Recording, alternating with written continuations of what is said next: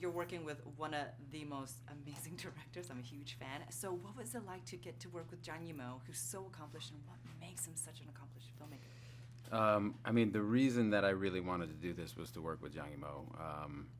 You know, I'd been chasing him for 20 years, and you know, and he works almost entirely in China, so I didn't think that I'd ever get the chance. So when he came to me with this, it was a very easy decision for me. And I think it's his, you know, his ability to kind of choreograph at, you know, at this scale. You know, we'd have, you know, 700 or 1,000 soldiers in full battle armor, and he could just choreograph all that stuff, and you know, along with the camera movements, and then keeping in mind this entire element of CGI monsters that were then going to be added in. It's just like kind of watching him do that at that scale was just kind of an experience that I won't be able to ever replicate. I mean, this is such an epic movie with such beautiful, sweeping scenes. Can you talk a little bit more about the size of production and the scale of the movie? Yeah, I mean, it's easily the biggest movie I've ever been in.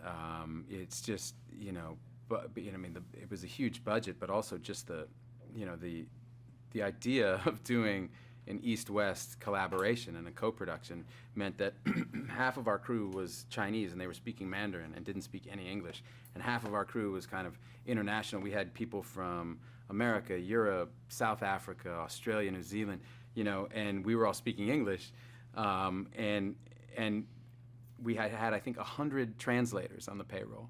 So it was just, you know, the scope and the scale of that, you know, but having said that, we'd all made a lot of movies, right? So there was a lot of experience on the Chinese side and a lot of experience on the international side. So we did have that common language, but just the logistics of trying to coordinate all that, it was really, it made it fun, you know, like, I think if we did it again now, I think we'd be more efficient. We learned a lot, but it was like, I think we all felt lucky to be the first ones.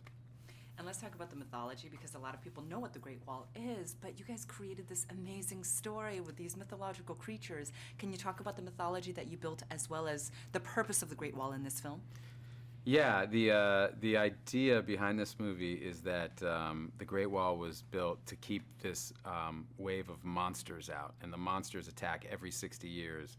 And the only thing protecting northern China from these monsters is the wall and the army that guards it. And so there's this fictitious army that we've created called the Nameless Order, and these people are born into it, and they spend their whole life training, and their job is to protect the wall at all costs, because if the monsters break through, they're going to basically take over the world eventually. And so the monsters are based on Chinese folklore, and they're called Taotie, and the Taotie is the beast of greed.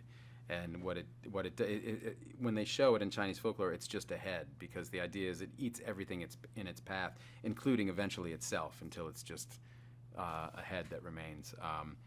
And so that's what our story is basically built around. It's the humans fight the monsters in kind of this pitched battle.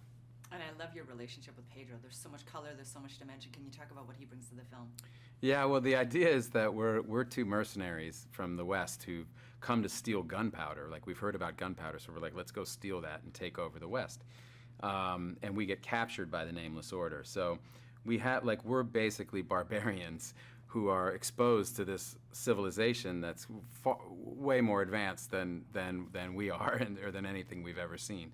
And so it's a question of kind of how we react to that. And my character, Willem, is really moved by what he sees and the values that are expressed by this civilization, whereas Pedro's character doesn't care. He just still wants the gunpowder. So it's kind of a fun dynamic.